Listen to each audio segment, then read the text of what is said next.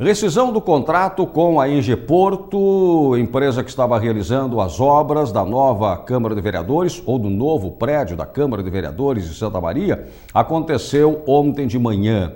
Por que aconteceu e o que vai acontecer daqui para frente? São algumas das questões que vamos colocar com a participação do Dr. Vitor Hugo do Amaral Ferreira, que é o procurador jurídico da Câmara de Vereadores de Santa Maria. Dr. Vitor Hugo, boa tarde. Boa tarde, Vicente. O que levou a Câmara de Vereadores de Santa Maria a realizar a rescisão de contrato com a ENGE Porto? Bom, nós temos um histórico, uma obra, né, o prédio anexo da Câmara de Vereadores, que foi iniciado no janeiro de 2012, e essa obra ela já vinha paralisada em função do embargo por conta do Ministério do Trabalho, e assim ela ficou por alguns meses. Né? E então, quando se retomou a possibilidade da execução, da reexecução da obra, se foi analisado, foi pedido, foi encaminhado um aditivo de tempo, né? E esse aditivo de tempo era uma das razões que fazia com que nós tivéssemos que reavaliar a adequação da obra da empresa junto àquele processo licitatório que tinha dado início à habilitação da obra, da empresa à obra, né? Então, com um lapso temporal grande já, um período de obra parada, foi apontada a possibilidade de rescisão do contrato, né? Essa rescisão, ela foi negociada, foi trabalhada, porque nós tentamos evitar, e isso aconteceu, trabalhamos para que não tivéssemos um litígio, né? E ontem, pela parte da manhã, foi assinado então o termo de rescisão do contrato da Câmara de Vereadores com a ENGE Porto. O que tecnicamente, juridicamente, deu respaldo à Câmara para que tomasse essa decisão com a segurança adequada, digamos assim, ou possível? O que nos viabilizou a tomada de decisão, né? Nós temos primeiramente um contrato. Certo. Esse contrato trazia as situações, as previsões de sanções e situações que poderiam então gerar a possibilidade de uma sanção, né? De uma sanção que poderia, como já tinha acontecido, de uma advertência em função do atraso. Depois disso nós tínhamos a possibilidade de uma aplicação de uma multa, né? E ainda, além da aplicação da multa, nós tínhamos a possibilidade da rescisão, né? Legalmente estamos amparados pela lei das licitações, que ampara então se a obra não é executada, se tiver algum motivo que possa ser denunciado, alegado por conta da contratante, né, por ser uma obra pública, nós temos aí a rescisão. O que aconteceu juridicamente, né, no caso específico da Câmara de Vereadores, foi no primeiro momento uma advertência. Depois nós tivemos uma notificação, essa notificação determinou um prazo para que a ENGE Porto se manifestasse, apresentasse a sua contranotificação, né? Essa contranotificação foi de novo discutida com a mesa diretora da casa, e aí se optou então pela aplicação de uma multa e rescisão. Então foi isso que nós fizemos ontem. E qual foi o valor da multa aplicada? Nós temos o valor, não vou precisar exatamente, mas R$268 mil. E que a empresa tem quanto tempo para fazer o pagamento dessa multa? Nós estipulamos todas as situações que envolvam a obra, né? Tais como equipamento, materiais de construção, tudo que ainda tenha no interior da obra, como todas as questões burocráticas, o prazo para encerramento e liberação da obra é dia 12 de novembro. Perfeito. É possível avaliar o quanto foi feito da obra dentro do projeto final? Sim, essa avaliação, ela, inclusive, é um dos critérios para que nós possamos abrir agora uma nova licitação. Né? Essa medição, vamos dizer assim, ela é feita por um técnico, pelo engenheiro, né, que já foi solicitado, já está providenciando, até para que a gente possa habilitar a nova licitação. Não tenho ainda esse montante, esse número para te dizer, mas ele já foi solicitado, já está providenciado. Né? O engenheiro faz da obra inicial, do projeto que habilitou a empresa a construir o prédio, o que foi feito. Desse o que foi feito, se faz então uma nova licitação que foge um pouco das regras gerais aí. Não vai se fazer uma licitação de uma obra, né? Nós vamos fazer uma licitação da continuidade de uma obra. E ao licitar essa continuidade, nós precisamos saber o quanto foi feito. Pois é, essa é a pergunta natural, né, que está todo mundo aí fora fazendo. E a partir de agora, qual será o procedimento, né, político, administrativo, jurídico da Câmara de Vereadores para realizar uma nova licitação que possa levar, então, à conclusão da obra? Bom, nós temos um trâmite administrativo agora, né, que é, primeiro momento, como eu mencionei, a medição por conta do técnico, do engenheiro. A partir disso, nós vamos fazer, então, um novo edital, nós vamos ter empresas habilitadas nesse processo, a empresa que vencer a licitação está apta à continuidade da obra. O prazo para isso, né?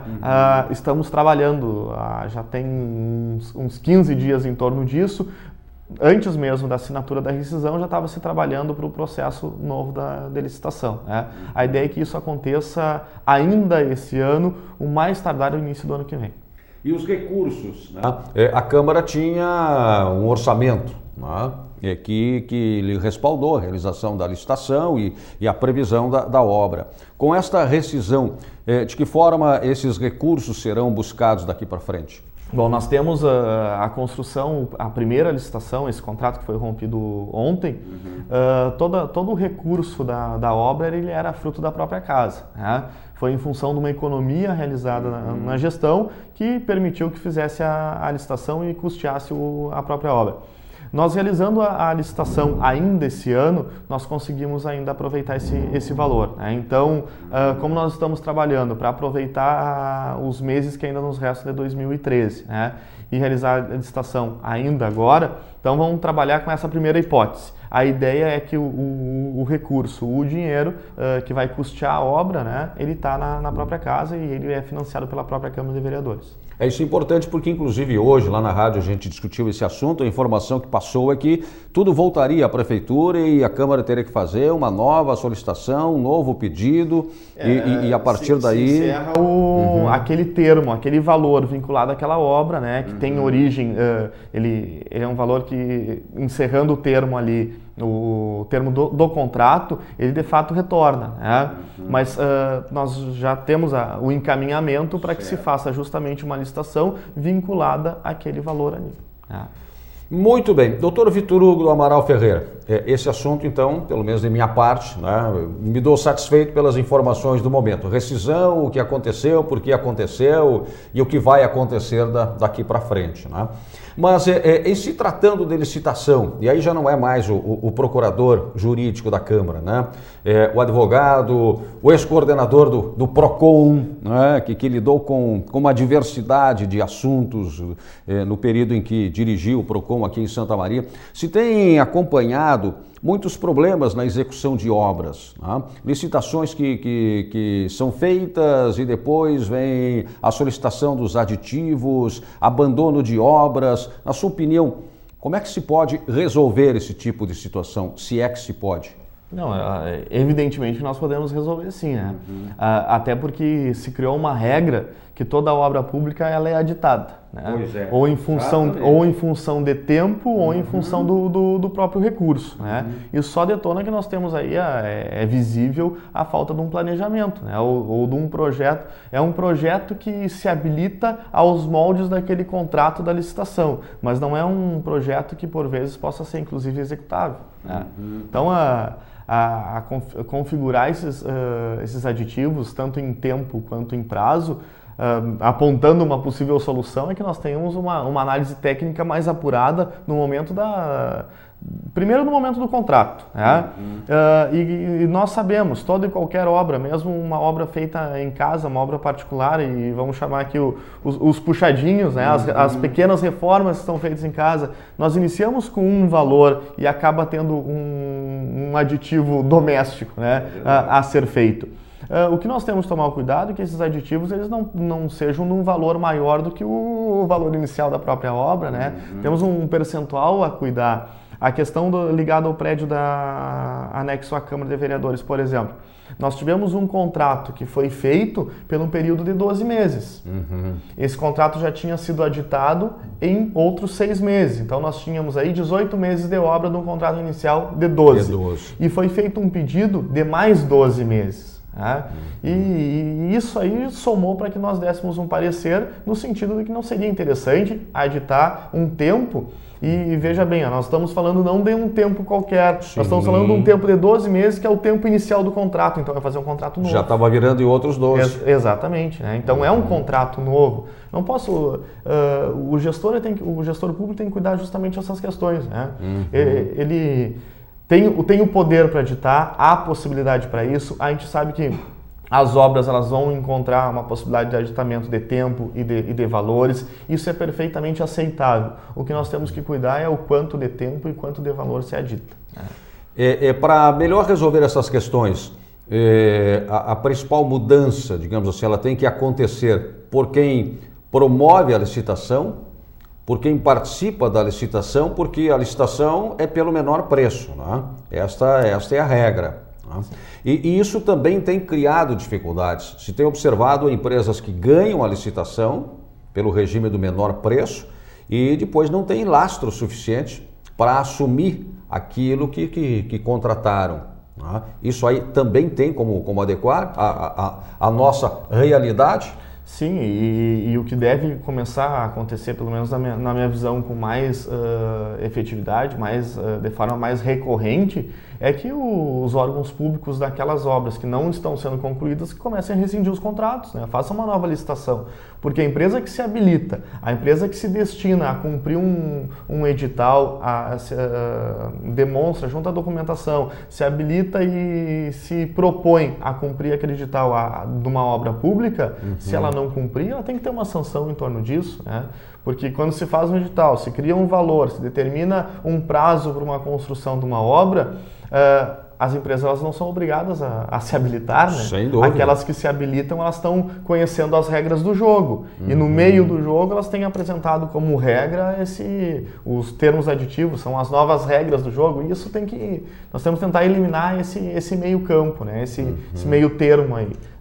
Durante a execução da obra, nós temos que cumprir. Há uma possibilidade do aditamento? Sim, mas que esse aditamento seja um aditamento razoável para aquela questão que não se mensurou, mas não um contrato que extrapola, inclusive, o valor inicial, né? Sim, o aditamento dentro do imprevisto, né, ou do que pode acontecer, né, dentro do imprevisto previsível, né, ou sensato, né, mas na regra não é isso que está acontecendo. Aplicar o bom senso e como nós estamos falando aí de obras públicas, né, o limite aí da liberdade de gestão do gestor público, as questões que envolvem o interesse público, né? Não estamos fazendo uma obra que em tese é nossa, né? É uma obra para todos, mas essa obra justamente por envolver dinheiro público, nós temos que tomar um cuidado ainda maior. Uma outra questão também são as licitações desertas, né? Nós temos acompanhado várias, e agora, mais recentemente aqui em Santa Maria, a própria questão do cemitério ecumênico, né? Que em 2 licitações já resultou deserta. Uma licitação da Corsan para realizar implantar o sistema de esgoto no entorno do hospital regional também já resultou deserta, mas aí é por uma... E aí nós temos uma outra banda da história, da questão, né? Porque se num primeiro momento tem uma licitação e a empresa deve se habilitar aquela licitação atendendo de fato, se comprometendo a cumprir aquele objetivo, o objeto da licitação, na forma, no tempo, no valor que se propõe, justamente pelas empresas já não conseguirem atender as licitações, elas já nem se habilitam. Né? E aí nós temos a situação inversa, que são processos de licitações apresentados, né? Editais publicados e não tendo habilitação de empresas. Muito bem, Procon vai bem. Procon vai bem, né? Muito obrigado, estamos lá acompanhando de longe os trabalhos, mas sempre acompanhando o Procon. Tá certo. Obrigado, doutor Vitor Hugo do Amaral Ferreira, procurador jurídico da Câmara de Vereadores de Santa Maria. Obrigado.